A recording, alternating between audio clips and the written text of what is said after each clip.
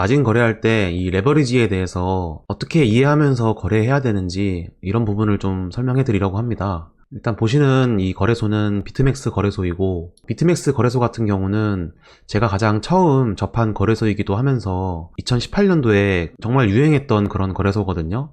지금은 바이비트나 비트겟이나 바이낸스나 이런 다양한 거래소들이 생겼지만, 그 당시에는 그런 거래소들이 없었고 전 세계 사람들이 비트맥스 거래소에서 선물 거래를 했다고 얘기해도 과언이 아니었습니다. 우선 간단하게 이 UI부터 좀 설명을 해드리면, 일단 이 좌측 상단에 있는 이 부분이 주문창이에요. 주문에 대한 설정을 할 수 있는 기능들을 담고 있고, 그 밑에는 이 계약에 대한 내용들을 담고 있어요. 펀딩 비율도 여기 나와 있죠. 그리고 호가창이 여기 있고, 차트, 주문창, 포지션창, 최근 거래 내역, 뎁스 차트, 지갑에 대한 내용, 이렇게 구성되어 있습니다. 그래서 이제 거래를 하시려고 하면 우선은 차트를 봐야겠죠. 차트를 보면서 전체적인 큰 흐름을 내가 어떻게 볼지 그거부터 정하셔야 돼요. 지금 보니까 일단 여기에 저항선을 설정할 수 있을 것 같아요. 그래서 이렇게 저항선을 설정하도록 하고, 그리고 여기 좀 보니까 모양이 이렇게 이어지는 것처럼 보이죠. 네, 이런 부분을 상승 삼각 수렴을 하는 것처럼 보인다, 이렇게 삼각형의 형태로 또 그릴 수 있습니다. 그래서 계속해서 보면 이 지금 캔들들에 이런 꼬리들이 많이 달려 있어요. 그것은 지금 이 구간에서 많이 싸우고 있다, 그렇게도 볼 수 있거든요. 내려오면은 또 사는 사람들이 많은데 또 쉽게 올라가지는 못하는 그런 상황이라고 볼 수 있죠. 그래서 그런 상황에서 상승 가능성에 무게를 두는 게 좋을지 아니면 하락에 무게를 두는 게 좋을지, 그거를 여러분들이 정하시고, 만약에 하락할 것 같으면은 어디서 매도를 볼지를 정해야겠죠. 반대로 상승할 것 같다면은 어디서 최대한 좋은 자리를 찾아가지고 매수를 할까, 이렇게 생각을 하셔야겠죠. 이 기준에 대해서 일단 한 가지를 정하셔야 시장을 깨끗하게 볼 수 있어요. 이게 정해져 있지 않고 그냥 나는 항상 오를 수도 있을 것 같고 내릴 수도 있을 것 같다, 언제든지 나는 매도를 할 준비가 되어 있고 매수를 할 준비가 되어 있다, 이렇게 생각하시면 특히 이런 짧은 움직임에서 여러분들이 흔들릴 가능성이 매우 높아요. 1분마다 계속 캔들이 그려지는데, 이렇게 한번 올라가면은 여기 뚫었으니까 바로 상승 가능성을 봐야겠다 라고 생각할지 몰라도 이런 매도의 자리였을 가능성도 있기 때문이죠. 그래서 큰 관점에서 일단 추세를 보고 그거에 대해서 전략을 세워야 되지, 짧은 움직임 한 가지만 보고 거래를 세우면 멘탈이 흔들릴 가능성이 있다라는 것을 말씀드리겠습니다. 저 같은 경우는 지금 자리에서 매도 관점을 보는 게 좋지 않을까, 그렇게 생각이 됩니다. 그래서 전 매도로 전략을 세울 예정이고, 그러면 이제 진입할 만한 자리나 이런 것들을 체크해 볼게요. 우선 여기에 저항선을 설정할 수 있을 것 같고, 그리고 지지선 같은 경우는 일단 이 머무르고 있는 자리가 있죠. 여기를 설정하는 게 좋아요. 거래를 그렇게 길게 할 게 아니라면 당장 볼 수 있는 이 매물대 범위를 설정해서 거기서 매도를 하고 매수를 하는 그런 범위를 설정하는 게 좋습니다. 그래서 이렇게 설정했고요. 지금 이렇게 설정해 보니까 우리가 아까 확인했던 수렴이 있죠. 이 수렴에 대해서 추세를 나올 가능성을 확인해 볼 수 있어요. 지금 이렇게 우리가 설정을 했는데 계속 이렇게 머물다가 여기를 돌파하게 되면 방금 세웠던 이 전략이 유효해질 가능성이 높은 거죠. 왜냐하면 이 삼각 수렴에 대해서도 돌파하면 그 돌파한 방향으로 움직일 가능성이 높기 때문입니다. 전략을 세우기 위해서 분석을 해봤고, 이제 물량을 주문해야겠죠. 그럼 주문을 하기 위해서 일단 여기 위에 보시면 사이즈라고 있는데, 이 사이즈가 내가 얼마나 수량을 들어갈 거냐, 이거를 입력하는 곳이고, 그리고 그 밑에 리미트 프라이스가 있는데, 여기는 내가 주문하고자 하는 그 가격을 적는 곳이에요. 이 호가창을 누르면은 이 가격이 바뀌거든요. 그래서 편하게 단타를 할 때라든가 그럴 때도 이렇게 내가 원하는 가격에 주문을 할 수 있도록 이 시스템이 구성되어 있어요. 여기서 비트맥스의 장점은 이 호가에 대해서 이렇게 길게 늘려드릴 수 있다는 게 장점이거든요. 이렇게 밑으로 늘리면 계속 늘어납니다. 그래서 이렇게 적당히 내 컴퓨터 사양에 맞게, 컴퓨터가 사양이 좀 낮으면은 렉이 걸릴 수 있기 때문에 사양에 맞도록 이렇게 내려주시면은 가격을 직접 입력하지 않아도 내려서 이렇게 한 다음에 바로 주문을 넣을 수 있겠죠. 이런 부분이 저는 비트맥스가 거래를 하는데 잘 돼 있다, 이렇게 생각을 하고 있습니다. 그래서 일단 가격을 한번 볼까요? 지금 우리가 설정한 가격이 16,913달러예요. 그러면은 이쯤에 한번 선택을 해보고, 그리고 이제 물량을 설정해야 되는데, 이 물량 같은 경우는 레버리지를 얼마를 하냐에 따라서 물량을 정할 수 있는 그 크기가 늘어나거든요. 일단 지금 여기 크로스라고 되어 있는데, 이게 교차 레버리지를 설정했다, 이렇게 볼 수 있습니다.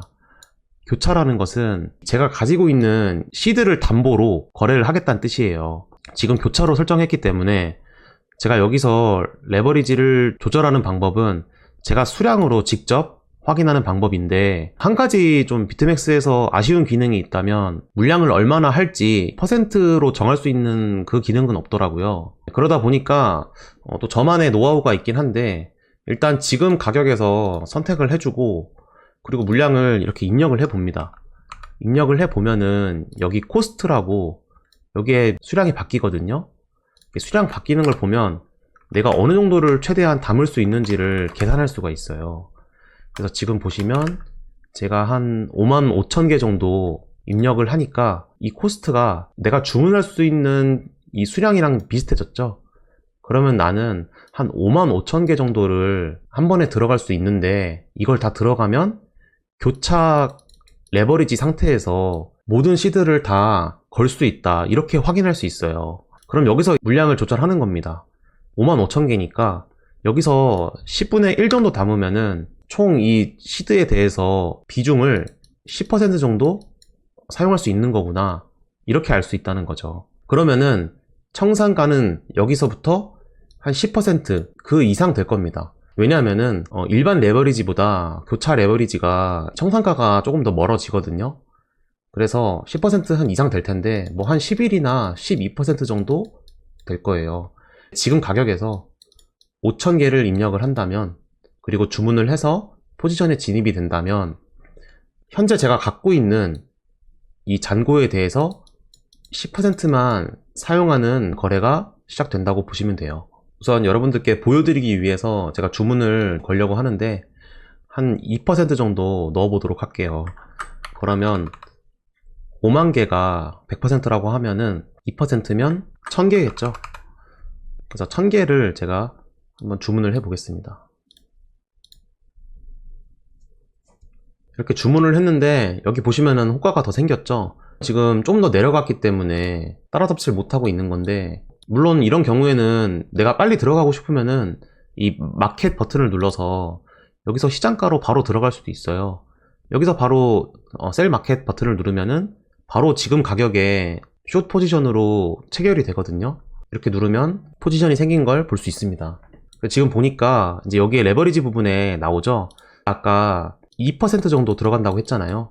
그러니까 비중, 2%의 비중을 들어간다. 총 0.0386개의 비트코인에서 2% 정도 들어가겠다, 이렇게 제가 말씀을 드렸는데, 계산하는 방법을 알려드렸잖아요. 그렇게 계산한 결과 들어가 보니까 1.53배라고 나와 있죠. 이렇게 해서 레버리지를 조절하시면 돼요. 그리고 청산가에 대해서 미리 알 수 있는 좋은 방법이 있어요. 다른 거래소보다 이 비트맥스 거래소가 편리한 방법 중 바로 이 기능인데, 여기에 내가 원하는 수량을 이렇게 입력을 한 다음에 여기 물음표에 커서를 올려 보시면 밑에 보시면 여기 가격이 나와요. 이게 청산가에 대한 내용이 나오는 건데, 지금 청산가가 47,794달러인데 2,000개를 더 들어가면 3,000개가 총 잡히는 거잖아요. 총 3,000개가 잡혔을 때 청산가는 21,418달러라는 거예요. 그래서 이거를 미리 알 수 있기 때문에 여러분들이 주문을 하기 전에 이렇게 마우스 커서를 올려서 지금 이 가격에 이 수량이 들어가면 내 청산가가 어떻게 되는지를 확인해 보실 수 있습니다. 반대의 경우도 보면 지금 가격에서 내가 만약에 2,000개를 들어간다, 그러면 어떻게 되나 봤더니 보시는 것처럼 1253.5달러, 그게 제 청산가가 된다는 거죠. 왜냐면은 지금 마이너스 1000개가 잡혀 있는데, 여기서 제가 2000개를 더하면은 그러면 플러스 1000이 되잖아요. 즉 바로 이게 이 스위칭을 하게 된다는 거예요. 그래서 비트맥스에서 저는 이런 식으로 스위칭을 하기도 해요. 여기서 굳이 1000개만 정리하고 다시 매수를 1000개 잡는 게 아니라 그냥 한 번에 2000개를 매수를 해버리면 제가 지금 진입한 가격에서 스위칭이 되겠죠. 조금씩 가격이 밀리고 있는데 한번 포지션 창을 볼까요? 포지션 창은 여기 밑에 있는데 밑에 보니까 지금 1000개가 매도로 잡혀 있다. 빨간색으로 표시되어 있기 때문에 매도를 나타내는 거고, 그리고 좀 보니까 여기 청산가도 나와 있고요. 그리고 현재 수익률에 대해서 나와 있죠. 그래서 여기서 마우스를 올려보면 지금 이 포지션을 청산하면 결과가 어떻게 되는지를 보여주는 거예요. 그래서 초록색으로 나오고 있는 거 보니까 이제 수익권에 들어왔다. 지금 움직임 같은 경우는 15분봉으로 좀 보니까 어떤 패턴을 만들고 있어요. 이게 뭐 당연히 그럴 수밖에 없는 게 수렴을 보여주고 있기 때문에 그렇기도 한데, 일단은 억지로 좀 올리는 느낌처럼 올렸다가 내려가고 다시 억지로 좀 올리고 있는 느낌처럼 나오고 있죠. 그래서 아마 한 이 정도까지는 떨어졌다가 다시 이렇게 올릴 수 있지 않을까. 그리고 여기까지 온다면은 이제 더 이상은 예측하기가 어려워요. 왜냐면은 이 수렴을 이제 이탈했기 때문에 여기서 다시 한번 하락을 하는지 아니면 여기서 이제 지지받고 상승을 보여주는지 그 여부에 따라서 새롭게 여기서 전략을 세워야 됩니다. 그래서 이런 움직임이 나오기 전 지금 상태에서는 당장은 다시 하락했다가 올라갈 가능성이 있기 때문에 이 정도까지는 좀 수익을 실현할 수 있는 그런 기대를 해볼 수 있지 않을까, 그렇게 시장을 볼 수 있는 거죠. 이 차트를 한 개만 계속 보고 있는 게 아니라 이렇게 여러 캔들을 돌려보세요. 지금 1시간봉 같은 경우도 다시 보니까 여기서 지금 이만큼 내려왔잖아요. 이만큼 내려오면서 이 직전의 캔들을 완전 장악하고 있습니다. 그래서 완전 장악한 상태에서 뭐 이렇게 머물게 되더라도 이런 직전의 움직임처럼 이건 그럼 또 약세한 움직임이 되겠구나, 그렇게 볼 수 있는 거죠. 그리고 또 약세한 움직임 이후에 이렇게 꼬리를 만들면서 또 뭐 그렇게 내려가지 않고 옆으로만 움직여 준다면 우리가 이 들어간 매도 포지션을 청산할 수 있는 기회가 되고, 그리고 또 반등할 가능성에 대해서 뭐 스위칭을 해볼 수도 있겠고요. 어쨌든 시장을 지금 매도로 보고 있기 때문에 기다렸다가 이 가격에 다시 온다면 그때 다시 매도를 보는 걸로 전략을 세우시면 좋겠죠. 포스트 온이라는 기능이 있거든요. 이건 알아두면 좋은데, 체크를 했을 경우에는 내가 이 가격에 이렇게 선택을 하고 롱 포지션 주문을 걸었을 때 이게 시장가로 걸리지 않게끔 막아주는 기능이에요. 이게 시세가 빨리 움직이다 보면은 내가 지정가로 이렇게 하고 싶어서 주문을 넣었는데 그 찰나에 밀려버리면서 시장가로 체결되는 경우가 있거든요. 난 무조건 지정가로 주문을 넣고 싶다, 그렇게 생각을 하시면 이 포스트 온리를 체크해둔 걸 확인하셔야 됩니다. 너무 거래가 없기 때문에 그냥 시장가로 청산을 해볼게요. 여기 보시면은 지금 이 포지션을 바로 정리하고 싶으면은 여기 포지션 창에서 밑에 보시면 클로즈 포지션이라고 있죠. 여기서 리미트를 누르면은 이제 지정가로 주문을 거는 건데, 저는 바로 청산할 거기 때문에 그냥 마켓으로 눌러 보겠습니다. 이렇게 하면은 포지션 체결됐다는 게 알람으로 뜨고 포지션이 없어진 걸 확인할 수 있습니다. 이렇게 해서 제가 이 거래하는 방법에 대해서 요약해서 보여드렸는데, 레버리지에 대해서 좀 잘 이해를 해보세요. 일반 레버리지랑 교차 레버리지가 있거든요. 교차 레버리지 같은 경우는 내가 배율을 선택하는 게 아니라 내가 수량을 얼만큼 들어가서 조절하냐, 이 차이가 있기 때문에 여러분들이 이거를 잘 이해하시면은 또 상황에 따라서 이걸 활용하는 데 도움이 되실 겁니다.